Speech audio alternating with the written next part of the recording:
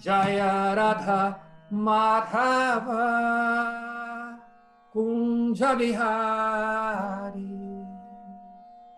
Gopi Jana Vallabha Girivaradhari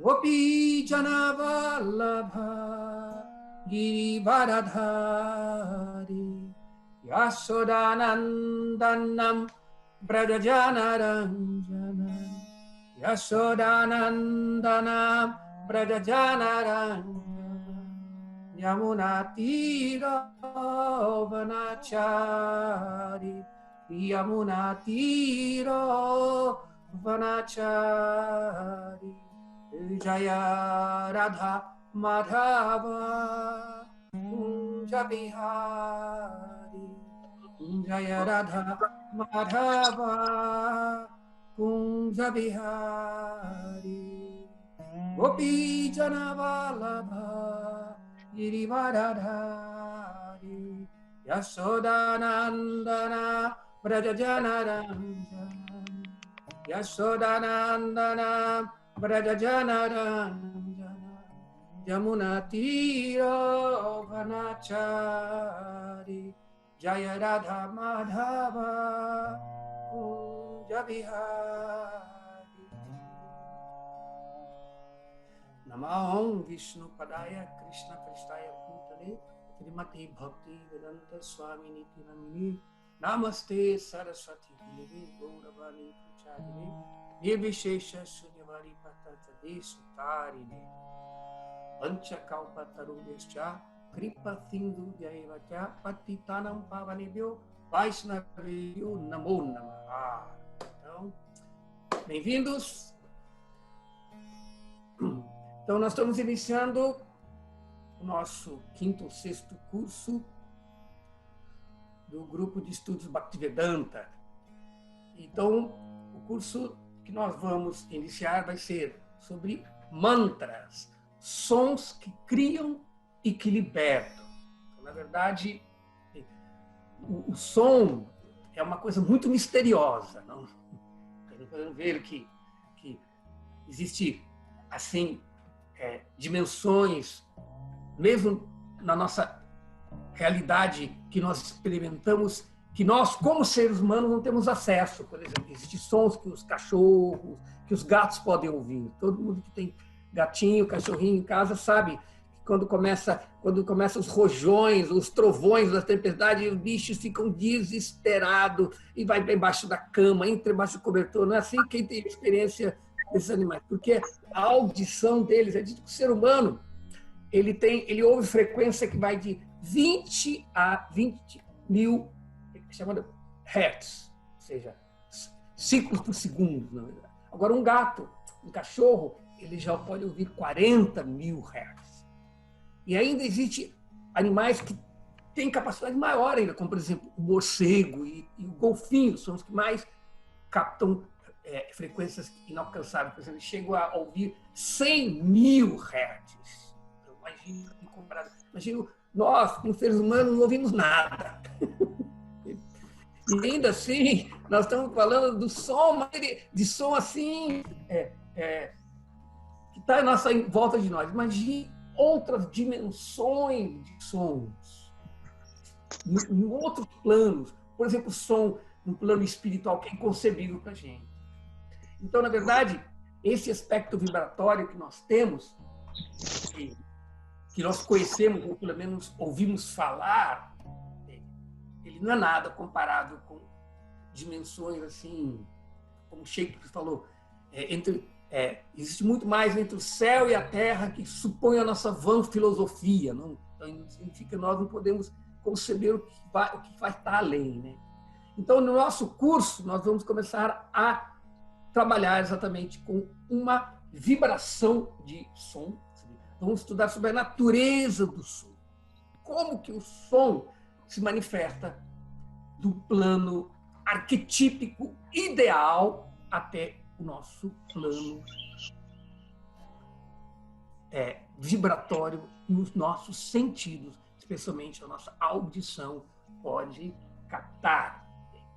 Então, nós vamos, o nosso curso, vamos ter 5 aulas. Eu aumentei uma aula a mais da nossa carga horária, que era de 8 horas nos nossos cursos anteriores, vai ser de 10 horas, porque são 5 aulas de 2 horas, certo?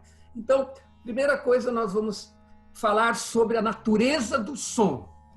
Quais são as dimensões do som também, como que o som se manifesta neste mundo e como ele está presente também de uma forma imanifesta. E aí nós vamos trabalhar com o som que ainda tem conexão, apesar de estar vibrando na nossa dimensão, ele ainda tem conexão com outras dimensões que para nós são como que imanifestas. Então existe uma vibração sonora que ela parece como qualquer outra vibração sonora, mas ela tem a conexão com outras dimensões. É dito que o som tem 4 dimensões. Uma dimensão é a dimensão transcendental, espiritual, que manifesta. Aí depois, outra dimensão do som vibra na inteligência. E a outra dimensão vibra na mente, nas emoções. E a dimensão que nós conhecemos vibra nos sentidos. Então, aquele som que não se desconectou daquela dimensão é chamada de mantra. Por isso que a palavra mantra, que vem de manas, mente, e trai, que significa libertar. Aquilo que liberta a mente do condicionamento da matéria. Então, na verdade, a nossa mente neste mundo, ela está condicionada. Nós vamos ver bem, quando ver as diferenças dos sons, como que isso acontece. Nós vamos ver um pouquinho essa parte meio teórica, explicada nas literaturas védicas, sobre a natureza do som e como que o mundo foi criado por este som imanifestos e se tornou presente na forma disso. E isso não é encontrado apenas na literatura védica. Nós podemos ver, por exemplo, que na própria Bíblia nós podemos ver que ali há uma descrição de que tudo veio do som. No princípio, como está dito em João, né? O Evangelho de São João, no princípio era o verbo, tá? E o verbo estava com Deus. E o verbo era Deus. No princípio, ele estava com Deus, tudo foi feito por meio dele, e sem ele nada foi feito. Então, este som primordial é descrito em todas as tradições do planeta. Ele fala alguma coisa, um som que veio como a vibração que causou todas as outras coisas acontecerem. Então, apesar de na Bíblia ter essa relação de uma maneira muito sem explicação, entra em detalhes como isso acontece, dentro da literatura védica, isso é esmiuçado. Os textos védicos, por exemplo, os Vedas, o Rig Veda, os Upanishads, as literaturas dos Puranas, especialmente o Srimad Bhagavatam, outras literaturas chamadas Agamas, ou literaturas tântricas, como Lakshmi Tantra, alguns outros de literatura, eles nos explicam como que essas diferentes dimensões, isso tudo nós vamos estudar aqui nessa nossa primeira aula, para nós podermos entrar numa compreensão dos diferentes tipos de mantras. Vamos ver primeiro o que é mantra, torna um som ser mantra e o diferencia de outros tipos de som que não são mantras.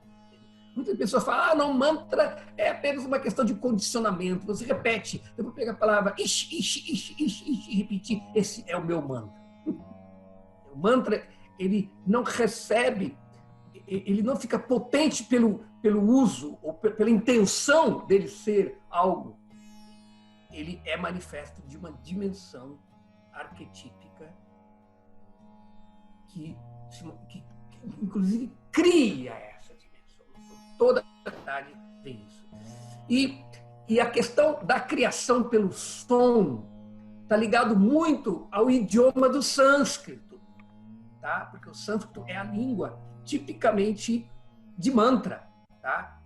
O sânscrito não é uma língua que foi criada da evolução cultural, como as outras línguas vêm. As línguas elas estão se desenvolvendo de uma forma primordial, ela vai se adaptando à cultura, à sociedade, à história, e a língua vai mudando. O sânscrito não, é uma língua que já vem pronta. Por isso que a estrutura do sânscrito ela tem uma estrutura lógica e matemática, inclusive ela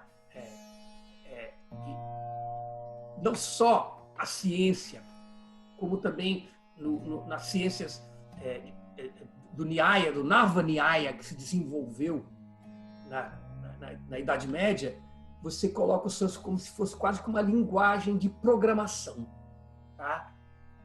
Como uma linguagem de programação. E por isso os cientistas da NASA, estudando o sânscrito, viram que o sânscrito tem uma estrutura parecida com linguagens artificiais. Linguagens artificiais são aquelas línguas que são fixas. Então você pode usar, e elas são lógicas e matemáticas. Você pode usar até para programar um computador, se você souber como. Então o sânscrito é aquela linguagem que harmoniza, entende? O lado lógico com o lado intuitivo. Por isso que é a linguagem do mantra. Então, dessa forma, nós vamos estudar, entende? Os vários tipos de mantra. E antes de nós, essa parte mais teórica,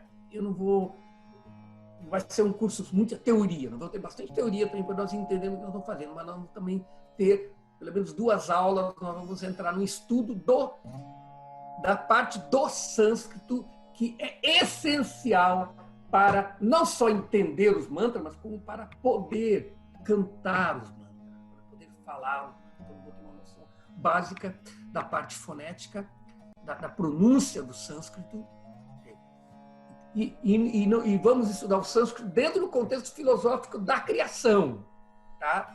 E aí nós vamos também ter algumas noções de instrumentos da ciência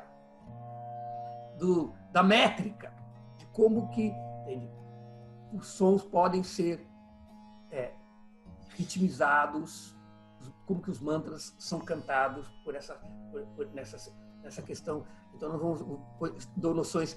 Depois de aprender um pouco de fonologia na pronúncia, nós vamos entrar agora na métrica, entender quais são as métricas da pronúncia do sânscrito. Então, com esses dois instrumentos práticos, nós vamos tentar fazer isso na segunda e terceira aula, essa parte prática, deixar para que as últimas aulas nós possamos, assim, exercitar os principais mantras. E na medida que nós vamos cantando os mantras, também nós vamos aprender sobre o que são esses mantras.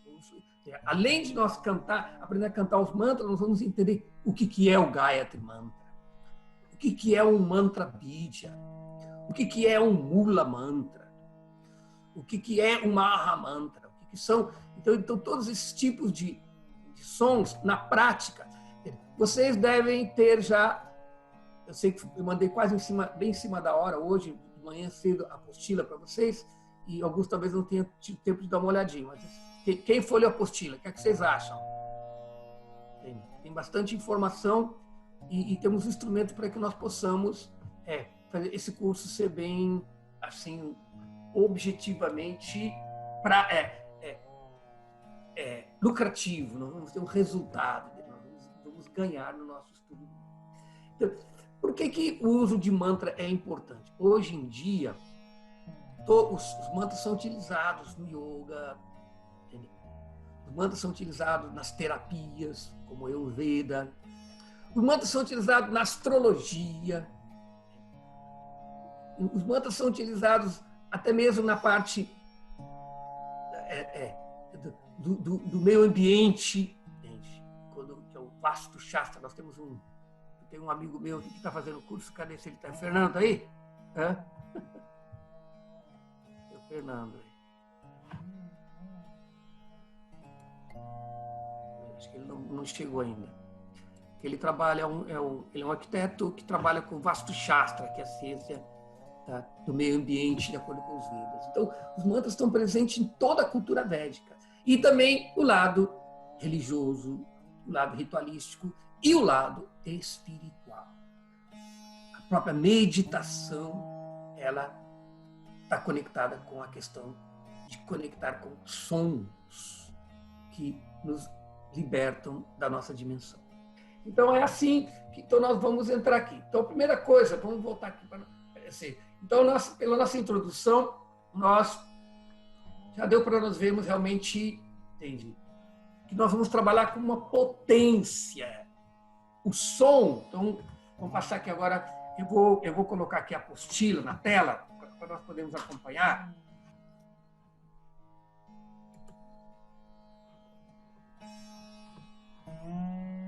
Então, nós estamos agora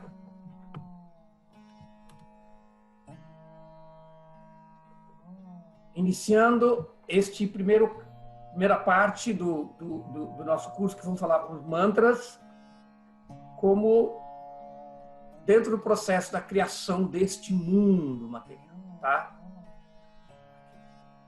Então, já está explicando como que na Bíblia, né, nós já falamos sobre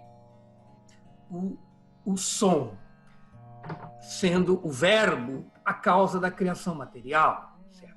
Então, o Srimad Bhagavata, Bhagavata Purana, que é um dos textos assim da literatura espírita mais importantes, porque ele, além de apresentar toda a cultura védica nos diferentes aspectos da criação do mundo, ele é um comentário sobre o Vedanta Sutra, não? Sobre a conclusão do conhecimento védico. Então, ele descreve minuciosamente o Srimad Bhagavatam, o processo que é descrito na Bíblia, e também no Rig Veda diz que, como em Upanishad, como que Deus, ele, olhando para a criação material, ele cria isso através do som. Então, o Srimad Bhagavatam vai descrever minuciosamente esse processo, quando ele fala que existe um som criativo, uma forma sutil do som criativo, que é conhecido como nada. Nada. Nada vem da raiz verbal nada, que significa ressoar, rugir, vibrar. Então, uma vibração rugiu. No início de tudo, havia o nada, aí surgiu um rugido deste nada. Então, o nada, que é sânscrito, significa o som, indica a primeira vibração da energia espiritual quando ela se expressa na criação do mundo material. Então, a forma abreviada de nada é bindu, gota. Essa gota, esse som apareceu primeiramente. Então, nada significa o som indica a primeira vibração dessa energia espiritual. Então, nada, que é a vibração sutil do som transcendental, apareceu primeiramente no espaço, no éter do coração do demiurgo, o primeiro ser criado no universo, que é Brahma, tá? É o verdadeiro número 1. Primeiro a ser criado diretamente de Deus. Então, o Srimad Bhagavatam explica que Brahmanaha Paramestinaha Hridyakashanta Bhugnado, a vibração sutil do som transcendental, apareceu no éter do coração do sublime Senhor Brahma. Entende? E depois diz, na sequência, que daquela vibração sutil, da Togutri Vrido, surgiu o Om, cara. O mantra, a sílaba Om, tá? Que é composta de 3 partes, ou de 3 sons, tá? Então, esses 3 fonemas que constituem a sílaba Om representam a verdade absoluta em todas as suas 3 fases. A personalidade de Deus, a alma suprema e o ser absoluto. Quais são esses 3 fonemas? A sílaba Om, ela é composta do fonema A, do fonema U e da nasalização pura, que é um tipo de, como seria equivalente ao nosso tio em português, que você coloca em cima das vogais e, portanto, você nasaliza a vogal. Então, é A, U e a nasalização. O A e o U em sânscrito, ele, quando são repetidos juntos, eles se transformam em O. Então fica O. Então, esses 3 fonemas, cada parte constituinte dele representa um aspecto da verdade absoluta. Então, a verdade absoluta é descrita também no Srimad Bhagavatam. Vadanti tatatva vidata yagyanamadoyam brahmeti paramatmiti bhagavan. Os videntes da verdade que realizaram essa verdade entendem que ela, apesar de ser única, uma realidade única, ela se manifesta em 3 aspectos: na forma da pessoa de Deus, transcendental, da pessoa de Deus imanente neste mundo, criando neste mundo, e na forma impessoal de Deus, na forma do ser, da consciência e da pessoa. Então, Yata Lingam Bhagavato Brahmanaha Paramatmanaha. Então, o Bhagavatam descreve isso. E a representação da verdade absoluta em suas 3 fases. O Omkara, quando é subdividido, as suas partes constituintes representam esses 3 princípios, que é a Bhagavan, a personalidade suprema, Paramatman, a alma suprema, e Brahman, o ser supremo. São citações do 12º canto do Srimad Bhagavatam. Esta sílaba transcendental, sendo uma das potências de Deus, e, portanto, não sendo diferentes dele, permitiu, forneceu a Brahma, que é o demiurgo, o primeiro ser criado, que recebeu a incumbência de continuar a criação secundária, deu para ele, forneceu para ele as sementes, vidyas, as sementes da manifestação material. Então, aí o Srimad Bhagavatam continua aí. Tatokshara samanayam asrija bhagavangira ajaha antastoshma swara sparsha harshva dirgadi lakshanam. Desse Omkara, o não nascido Brahma criou todos os sons do alfabeto: vogais, consoantes, semivogais, sibilantes e outros, que são distintos por características tais como medida longa e medida breve. Então, significa que o alfabeto sânscrito, ele vem dentro desse processo que nós vamos explicar um pouco mais para frente, em detalhes isso, tá? Por isso, afirma-se que o alfabeto sânscrito surgiu do Senhor Narayana, quando ele primeiramente manifestou o conhecimento védico no coração de Brahma. Jiva Goswami, ele explica que Narayana do Bhutoyam Varnakramaha surgiu, o alfabeto surgiu de Narayana em sua ordem alfabética. Então, a ordem alfabética do Sânscrito é a ordem da criação, que vem dos fonemas mais sutis e vai se manifestando nas consoantes. A, I, U, Ri, Ri, Li, Li, E, I, O, A, Ang, A, Kaka, Gagana, Cha, Cha, Jajanya, Tata, Dadana, Tata, Dadana, Papa, Bhabama, Yara, Lava, Sha, Sha, Sa, Ha, Ksha. Esses são 50 fonemas que foram as sementes da criação que Brahma utilizou para plantar todas as formas deste mundo material. Então, dessa forma, quando Brahma utilizou essas bídias, essas sementes, na forma do alfabeto fonético do sânscrito, ele foi, para isso, ele primeiro foi iniciado pelo Senhor Supremo no conhecimento védico, e assim ele pôde, quando recebeu essa instrução, significa, ele se conectou, recebeu o download do programa da criação na forma dessa semente do alfabeto sânscrito, aí ele pôde criar. Então, indo nessa sequência, vamos ver agora o outro aspecto do som espiritual. Além da função do som védico no processo criativo, que eu estava descrevendo aqui no processo de criação, como que esse som veio para manifestar a criação, e esse processo criativo é descrito nos Vedas como sendo Pravriti Marga, processo criativo, o comando do manual de ligar. Então, vamos falar na sua função no processo de solucionar definitivamente o problema que a existência material constitui, que é devido à sua natureza de Dukhalayam. E ashashvatam, plena, dela ser plena de sofrimento e ser temporária. Então, esse é um verso do Bhagavad Gita que explica isso. Então, esse é o processo de libertação, Nivritti Marga, que você vai trabalhar com o outro som. Então, Brahma, ele utilizou sementes, sons dos Vedas para criar. Mas Brahma, além de ser o criador, ele também é o guru original. E, portanto, ele também transmite outro tipo de vidyas, outros tipos de sons, que é para libertar as almas deste mundo material. Então, por isso nós temos dois tipos de mantra. O mantra para vritis e os mantras nivritis, que nós vamos, na medida que entrar aí. Tá certo? Então, existe uma teoria de que Brahman, a realidade última,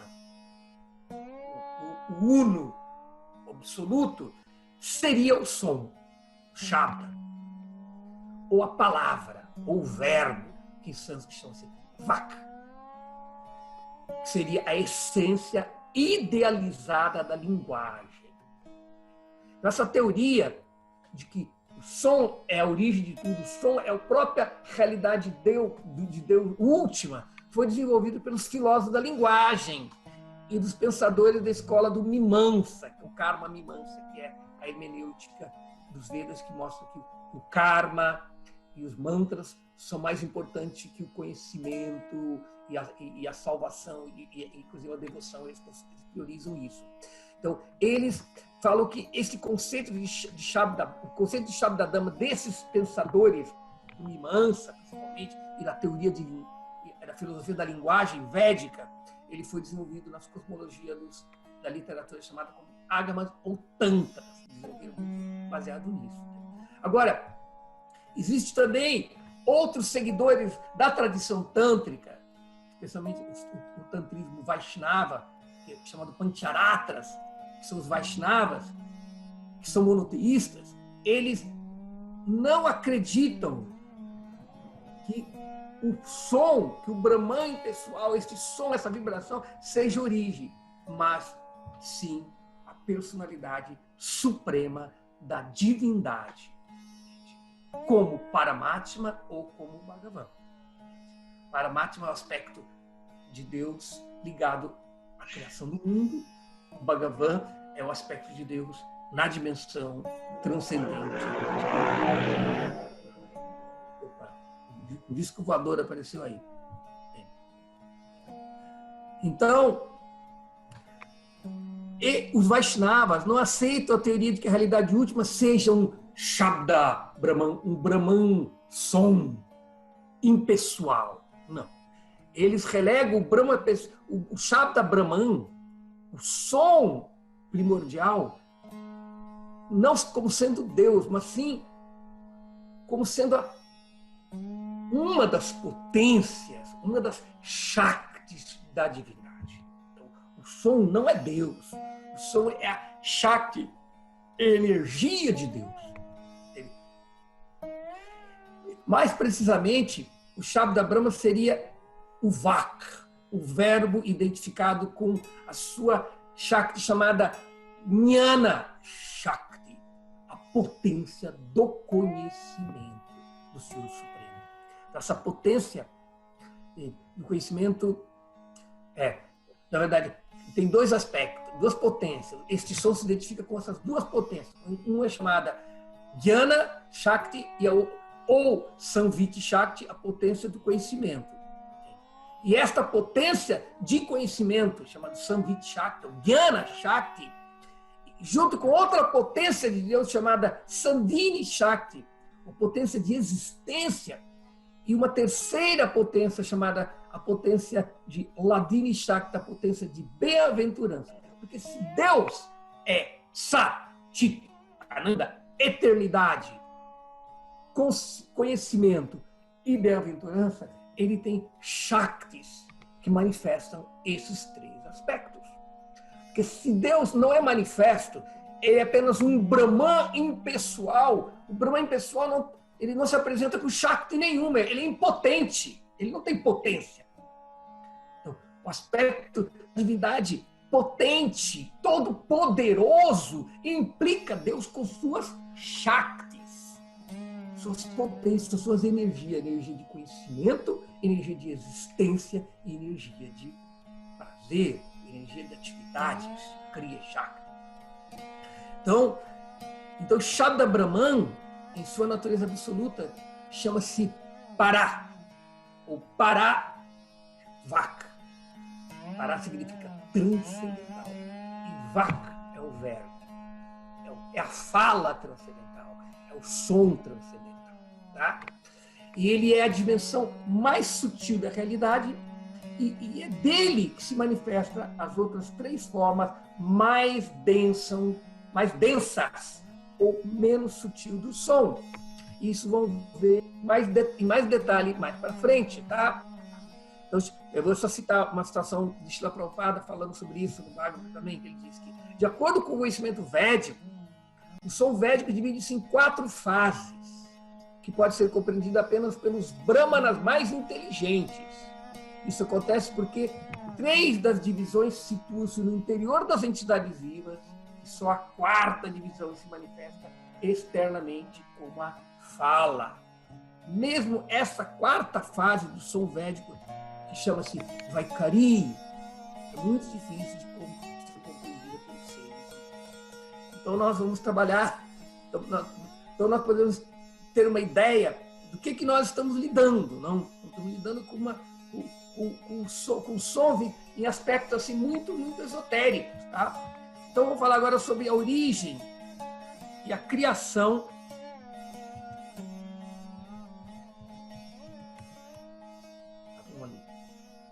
e a criação do som, ou melhor, pelo som.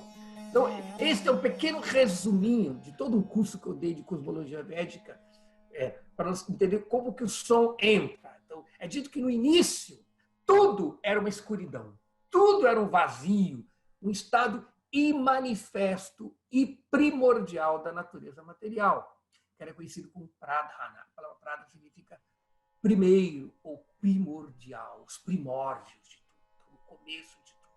Então, sendo agitado pelo olhar do Senhor Vishnu, o Upanishad fala, Saikshata, Deus lançou seu olhar, olhou a natureza, olhando a natureza material, ele fecunda a natureza material.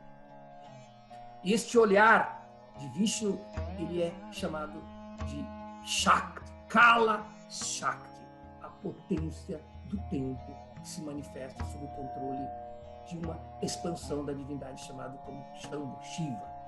Então, a natureza material desperta e se manifesta em seu primeiro estágio de evolução, que é chamado Mahara, o estado pleno da matéria, que gradualmente em evolução se transforma no Ahankara, o ego, né? Depois se transforma em Manas, a mente, depois a inteligência, depois os Tanmatras, a sutileza dos elementos, que é o som, a forma, o tato, o gosto, o paladar, são sutilezas da matéria, e os elementos densos, os 5 elementos, terra, fogo, água, ar e éter. Depois também os sentidos, para você adquirir conhecimento, visão, audição, paladar, olfato, tato, e os 5 karmendriyas, os sentidos da ação, que são a apreensão, que são as mãos, a locomoção, que são as pernas, o metabolismo digestivo e excretório, não? E o sistema genital, né, que gera as coisas, e a fala. Então, tudo isso, esses elementos, 24, 25 elementos, eles se congregam e formam o que é chamado de Karana Sagara, o oceano. Quando tudo isso é criado, a natureza material sai do estado de manifesto, aí cria um oceano causal feito de todos esses elementos. Tá? Então, o Senhor Supremo, na sua forma como Narayana, deita neste oceano, numa plancha de cobra, Ananta Shesha, né? Deita ali, uma cama, e dos poros do seu corpo surgem sementes de infinitos universos que condensam esses elementos do oceano causal. Então, e daí, e esses elementos formam esses universos. E aí ele se expande e entra cada um desses universos. E no umbigo dessas formas que entraram dentro do universo nasce uma flor de lótus, que no caule dela estão todos os mundos, os planetas do universo, e no verticilo, da flor, dessa flor do lótus, nasce a primeira criatura, Brahma. Então aí que vamos começar a questão do som, tá? O som vai entrar aqui. Então, quando Brahma nasceu ali, do próprio corpo da divindade suprema, nessa flor, ele estava perplexo sobre a sua origem. Então ele ouve subitamente uma vibração chamada assim, tá, pá, que significa em sânscrito, pratique austeridade, pratique penitência, pratique meditação. Então, assim, iniciado com essa instrução pelo Senhor Supremo, o Senhor Brahma sentou e praticou penitências e meditação. E aí, como resultado da purificação da sua consciência por essa prática, ele ouve a instrução do verbo, do conhecimento védico em seu coração. Tá? Então, esse conhecimento ele se manifesta do som transcendental, desta sílaba Om, que vem e dela se expande, do Om se expande todos os outros sons do alfabeto fonético do sânscrito. Tá? Então, de acordo com a fonética, Shiksha, o ser, formula intenções por meio da inteligência, Buddhi, e inspira a mente manas para falar. Então, a mente impulsiona o fogo do corpo, que é o Kavagni, que ativa os movimentos da respiração Maruta, que movimentando o peito produz um zumbido, Mandra, que por sua vez sobe até o palato e alto na cabeça, onde repercute e desce até a boca para produzir os sons articulados com as vogais das consonantes. Então nós podemos ver como que essa criação, que foi feita no macrocosmo, por Brahma, no início do universo, também é feita por nós. Toda vez que vamos falar, nós fazemos um tipo de criação dentro do nosso microcosmo bucal, do nosso corpo, que é um microcosmo, e o som também são criados por todas as intenções desta. Então é assim que vem. Então por isso que na tradição védica, o som é considerado o princípio fundante, o princípio principal de existência, sendo ao mesmo tempo a fonte da existência e a chave para nos libertar da existência material. Então, para que nós tenhamos uma compreensão deste som, dos níveis, os 4 níveis de som que este som criador assume, nós temos que procurar ver a definição que é apresentada na literatura védica do que é o som. O que é som? Vamos definir. Então, o Śrīmad Bhagavata define o som dessa forma. Assim, ele fala assim: Artashayatvam Shadam Drashturlingatuam Evacha Tammatratvam Chanabhaso Lakshanam Kavayo Viduhu. Pessoas que são eruditas e têm conhecimento real definem o som como aquilo que transmite a ideia de um objeto, vírgula, indica a presença de um orador oculto à nossa vista e constitui a forma sutil do éter. Tá? Então, essa é a definição do que é som. Então, pode ser que essa definição não seja uma definição absoluta do som, porque o som existe em vários níveis, mas nos dá uma base muito objetiva e segura para que nós começarmos o nosso estudo deste tema do que é o som. Tá claro? Essa definição de som encontrada no Śrīmad Bhagavata tem uma perspectiva bem diferente daquela conhecida no Ocidente, pela ciência, principalmente porque ele define o som como algo que transmite a ideia de um objeto. Para isso, utiliza-se a palavra artha, ashraya, abrigo de um sentido. Tá? Então, segundo o conhecimento védico, as palavras akshara, ou melhor, as sílabas akshara, são sementes, bídias da existência. Então, o som audível é caracterizado em 50 fonemas, constituídos de vogais e consoantes, começando com A e terminando com Ksha. Esses fonemas do alfabeto sânscrito, silábico do sânscrito, recebem o nome de Akshara imperecível. É muito interessante ver que essa palavra Akshara, que dentro da literatura védica é utilizado para descrever os fonemas, principalmente as vogais, porque as vogais, elas são praticamente, elas têm uma autonomia fonética. Elas podem construir umas sílabas por si só, mas as consoantes precisam das vogais. Então, o akshara, ele é equivalente ao espírito do mundo do verbo, do mundo da palavra. E essa mesma palavra também é usada para designar o espírito.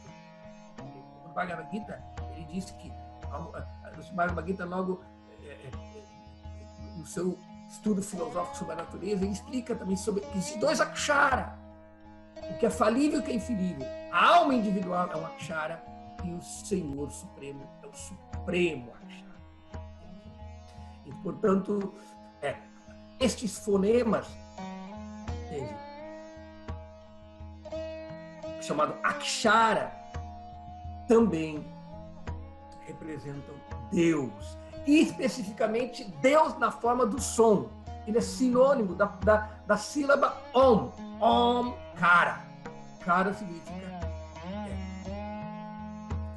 fonema também. Om Kara, o som Om. Tá? Que é a soma de todas as sílabas e fonte dos hinos védicos. Isso está explicado na Bhagavad Gita. Krishna diz na Bhagavad Gita: Karma Brahmodbhavam Vidhi Brahmakshara Sabudbhavam Tasmad Sarvagatam Brahma Nityam Jagya Pratishitam. Saiba que o dever manifesta-se dos Vedas, é chamado de Brahma.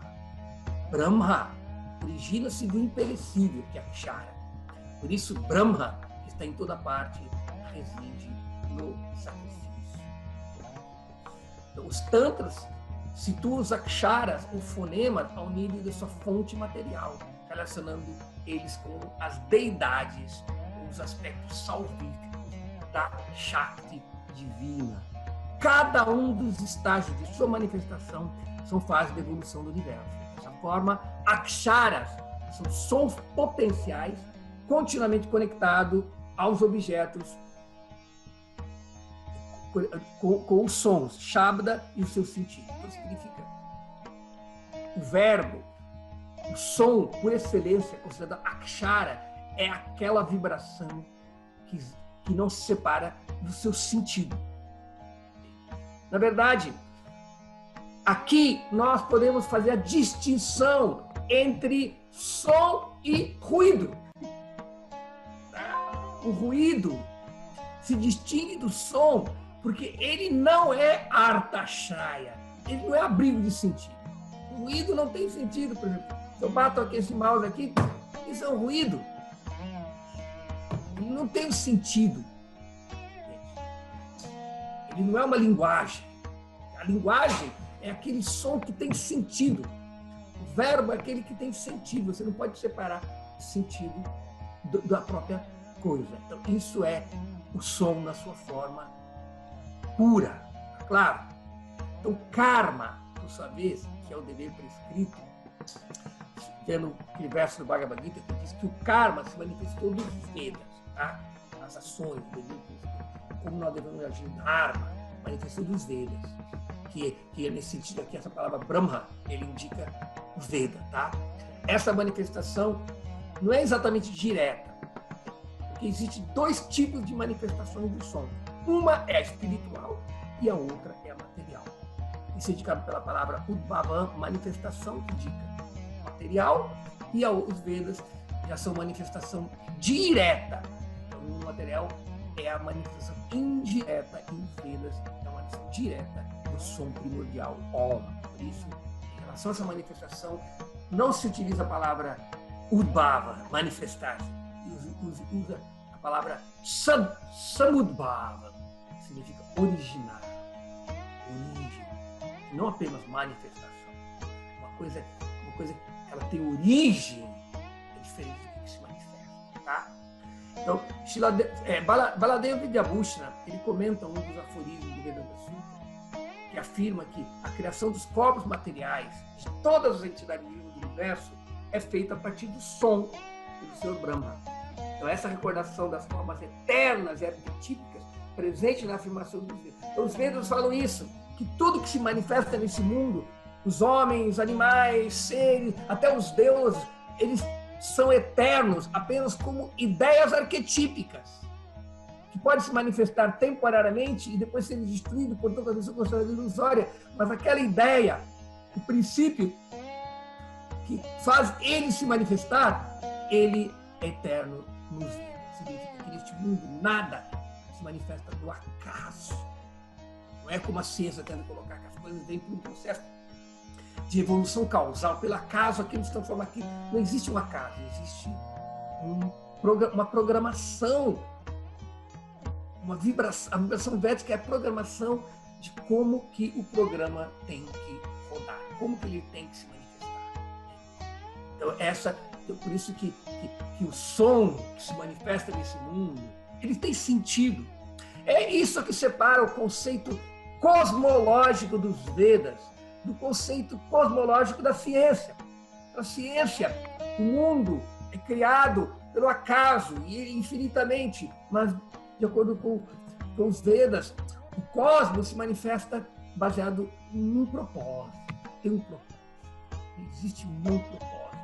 A realidade sem propósito é apenas ruído, é ilusão. Tá? Um outro aspecto característico e singular da definição do som do Bhagavata é a definição de som como aquilo que indica a presença de um orador. Tá? Consequentemente, o som tem que ser um produto da consciência.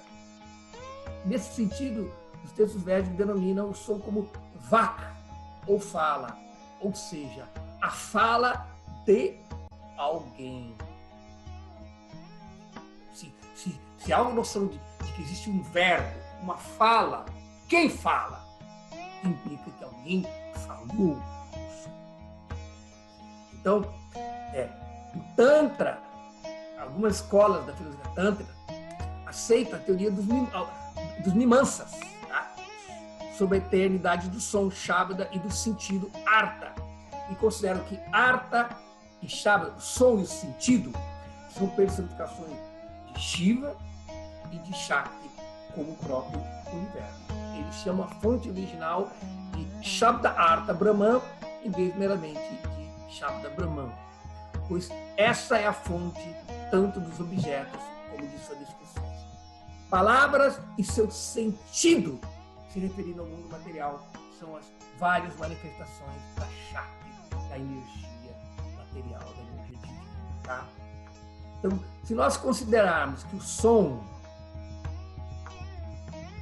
como sendo da natureza dos varnas, das sílabas que o compõem, o Tantra afirma que a força criativa do universo reside em todas as letras do alfabeto. As diferentes letras simbolizam diferentes funções dessa força criativa e sua totalidade é chamada de Matrika, a mãe em essência.